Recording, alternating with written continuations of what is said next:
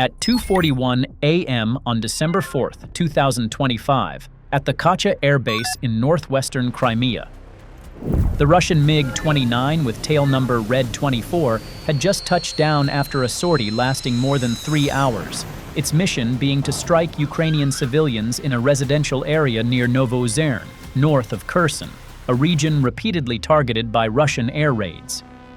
The two pilots stepped out of the cockpit with a relaxed mindset, preparing to celebrate the successful mission. On the apron below, the MiG-29 was still radiating intense heat, its engines not yet cooled after the long sortie.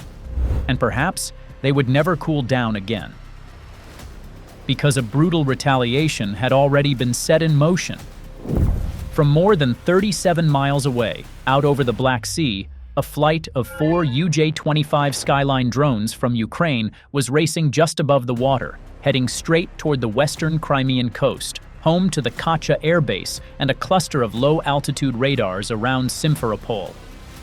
These 4 drones carried one mission: locate and destroy the MiG-29 worth more than $30 million, the same aircraft that had just finished attacking Ukrainian civilians, and ensure its crew would never again have the chance to carry out another massacre.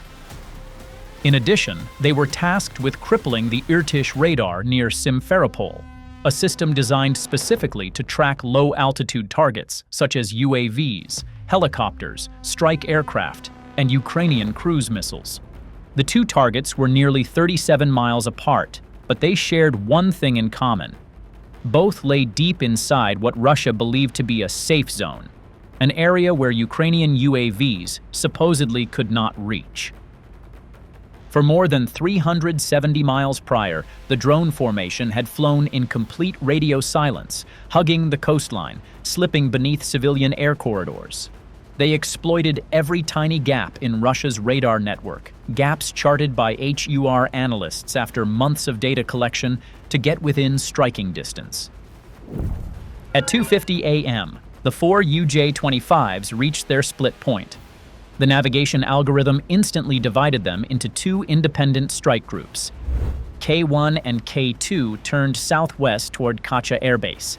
I1 and I2 banked southeast, descending toward the area near Simferopol, where the Irtish radar sat beside a joint military-civilian airfield.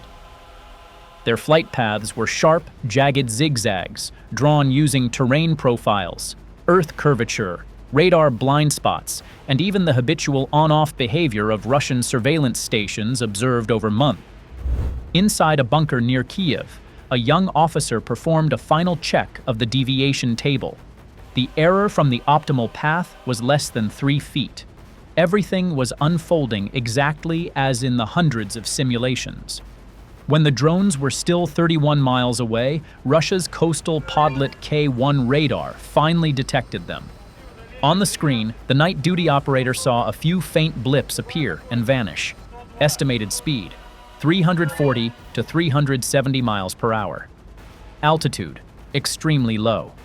If this had been a Su-30 or MiG-31, he would have immediately called headquarters. But the blips were weak, jittery. They looked exactly like sea clutter. He wrote "spurious target," then deleted it. That moment was the one rare chance Russia had to detect the 4 UJ-25 Skylines carrying death toward Crimea. These drones were single-use jet UAVs built from fiberglass and carbon fiber, with virtually no metallic surfaces. At 31 miles, their radar cross-section was less than 10% of a normal fighter aircraft. They continued forward without encountering any further threat. At 12 miles to target, Russian Air Defense Command finally realized the incoming objects were not seabirds, not wave clutter, but a genuine threat. Appearing simultaneously from 2 different directions, the drones forced the commander to change tactics immediately, abandoning ground radar locks and switching to track via missile, Russia's method for engaging very small targets that radars cannot classify. In this mode, the missile's seeker itself must acquire and chase the target. From 2 positions near Sevastopol and Simferopol, 4 9M96E 2 surface-to-air missiles, each worth about $4 million, ignited and streaked into the night sky. These were not ordinary SAMs. The 9M96E2 was designed specifically to kill small, maneuvering targets. It could pull 60 G, change direction almost instantly, and adjust trajectory within fractions of a second. But Ukraine had already anticipated this. The moment the seekers began detecting faint reflections off the UJ-25's carbon fiber bodies, the drones reacted with two different evasion patterns. Toward Kacha, K1 and K2 simultaneously dropped altitude, diving close to the ground and forcing the missiles into extreme negative angles, an environment in which the 9M96E2 often becomes unstable due to dense, turbulent airflow. Toward Simferopol, I-1 and I-2 executed hard lateral turns, creating curved flight paths that threw off the missile interception algorithms within seconds. The missiles tried to chase, but the constant changes in input data forced their seekers to recalculate trajectories again and again. Once the tracking angle exceeded the missile's limits, its control fins no longer had stable airflow to generate corrective force. That moment marked the onset of aerodynamic stall. All four missiles lost stability, shuddered, then plummeted into the ground and exploded. Within a few short minutes, millions of dollars in missiles had been defeated by targets costing only tens of thousands. At this point, Russian command understood that the mid-tier air defense layer had been breached, and they had only one option left: fall back to the terminal air defense layer, where the Pantsir systems were positioned. In both sectors, Kacha and Simferopol, Russia had deployed two Pantsir S-1 batteries each, arranged in a box formation with overlapping coverage. Any UAV entering one corner of the kill zone would be exposed to crossfire from at least two gun crews. Pantsir did not operate like the S-300 or S-400. Its philosophy was detect, fire one, observe, correct, fire again. At the Kacha axis, the Western Pantsir unit picked up a weak signal from K1 first. The track was unstable, but the gunner launched a 57 E6 missile anyway. Because the radar cross-section of the UJ-25 was so small, the system had to rely almost completely on predicted vectors to maintain tracking. But just as the missile calculated the intercept point, K1 and K2 both initiated a wagon wheel maneuver, a spiraling rotation around a forward point while still advancing toward the target. The constant changes in angle of approach caused the 57 E6's seeker to lose the ability to compute an intersection. The missile overshot K1, detonating off target and leaving nothing more than a brief flare in the darkness above the sea. Realizing he could not maintain a stable lock, the Pantsir gunner immediately switched to the second method, firing the 30mm autocannons at nearly 5,000 rounds per minute. He didn't attempt to aim precisely at each UAV. That was impossible. Instead, he created a dense block of ballistic fire directly along their axis of approach. K2 was struck by several rounds, its wing torn apart. It crashed onto a grassy patch a few hundred feet from the runway. And a new problem instantly emerged. The shattered carbon fragments from K2 reflected radar waves as hundreds of separate points. On the Russian radar screen, instead of two UAV signals, the display now resembled a cloud of noise. Distinguishing the real UAV from debris was nearly impossible. K1 used the confusion to brake left sharply. It managed to enter striking range of the MiG-29 before the gunner could reacquire lock. Meanwhile, at the Simferopol axis, I-1 and I-2 broke through the Pantsir zone amid a similar chaos. The moment the last 57 E6 detonated off a hillside and the streams of 30mm fire drifted outside their effective envelope, the two UJ-25s dropped to less than 165 feet, hugging the treetops.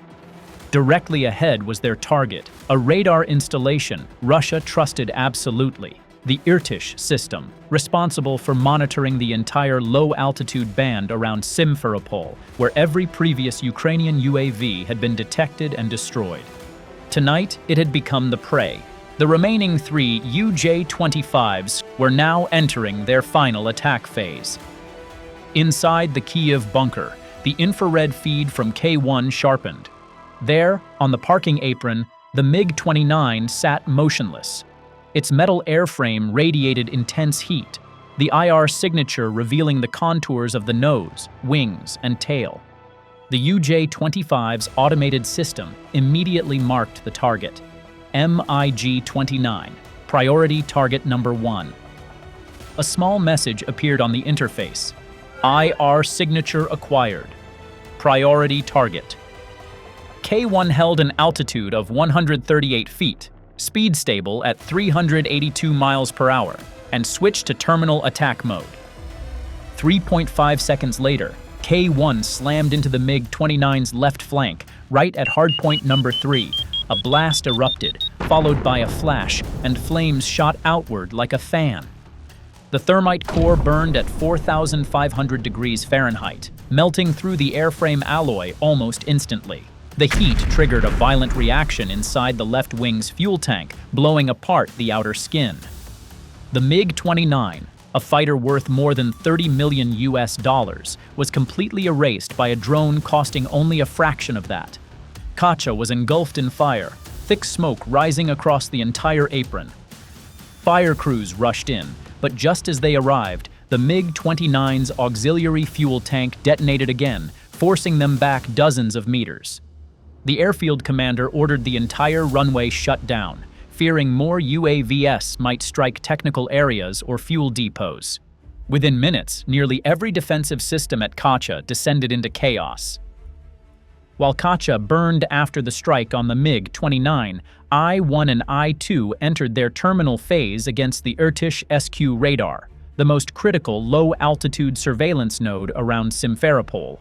On I-1's infrared feed, the Irtysh antenna appeared clearly, a nearly 40-foot metal frame rotating slowly every 10 seconds, emitting a distinct thermal signature.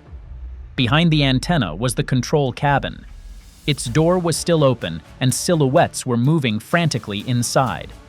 They had heard the explosion from Kacha but still didn't understand what was happening. FLIR marked the nodes. Primary node. Antenna Irtysh. Secondary node. Processing cabin. At 300 meters, I-1 began its dive, accelerating to 388 miles per hour. The camera shook slightly as the angle steepened. In the final 0.2 seconds, the entire frame contained nothing but the Irtysh antenna, enlarged like a towering steel machine. Impact. The thermite warhead burned through the antenna's base, destroying its rotation assembly and causing the entire structure to collapse toward the control cabin. Inside, the radar screens went dark instantly. The system was dead. Moments later, I-2 struck from a supplementary angle, smashing into the signal processing block behind the antenna. A second explosion tore through the module, destroying the power systems and data links. The entire technical site shuddered, cabin lights flickered, then went out completely, the power grid severed at its core. The Irtysh SQ, Russia's low-altitude eye over Crimea, was wiped out in seconds. Within just a few minutes, Russia had lost a MiG-29 and an Irtysh radar, two critical assets for low-altitude air defense, leaving Crimea's surveillance network partially paralyzed, no longer able to determine where the UAVs were or what might come next. The MiG-29 was not just an expensive fighter. It was the base's only quick-reaction aircraft, always kept in a standby state, ready to roll onto the runway and take off in the shortest possible time. Its destruction meant Kacha instantly lost a rapid response interceptor and the entire suite of weapons and aviation equipment mounted beneath its fuselage and wings. More importantly, Kacha lost its ability to intercept medium-range UAVs approaching from the northwestern axis of Crimea, forcing Russia to redeploy aircraft from other bases such as Belbek or Sortie. This triggered a chain reaction across the region's alert and patrol schedules. The replacement cost was not simply the 30 to 35 million USD price of a MiG-29 airframe. but the strategic cost of losing readiness at the exact moment Ukraine proved it could infiltrate deep into Crimea. Just to restore Kacha's normal alert cycle would take Russia at least several weeks. Meanwhile, the Irtish SKU was one of the most dangerous radar systems for Ukrainian UAVs. With Irtish destroyed, a 37 to 50-mile low-altitude gap around Simferopol opened immediately. Pantsir and Tor batteries in the region no longer had targeting data to work with. The entire air defense network was forced to rely on radar stations positioned farther away, with greater delay and less optimal viewing angles. Civil aviation at Sevastopol was temporarily halted. Coastal surveillance systems switched to temporary blind mode to avoid cross-interference and false positive targets. Electronic warfare, EW units, were ordered to expand jamming coverage, but this only worsened the situation. Radars struggled to distinguish between their own jamming signals and actual targets. What worried Moscow most after these two attacks was the message Ukraine had sent. It could pierce every Russian air defense layer, choose any target inside Crimea, and strike it accurately with low-cost UAVs, while Russia's billion-dollar air defense network could not respond in time. What Russia once believed was impossible had occurred in a single night. The supposedly airtight air defense shield was riddled with holes, and Ukraine demonstrated that those holes could be exploited methodically. From that moment forward, every Russian plan to use Crimea as a safe zone for its air force and air defense units had to be reconsidered. Because the attacker had not only knocked on the door, it had stepped inside and destroyed two vital assets at the heart of the base.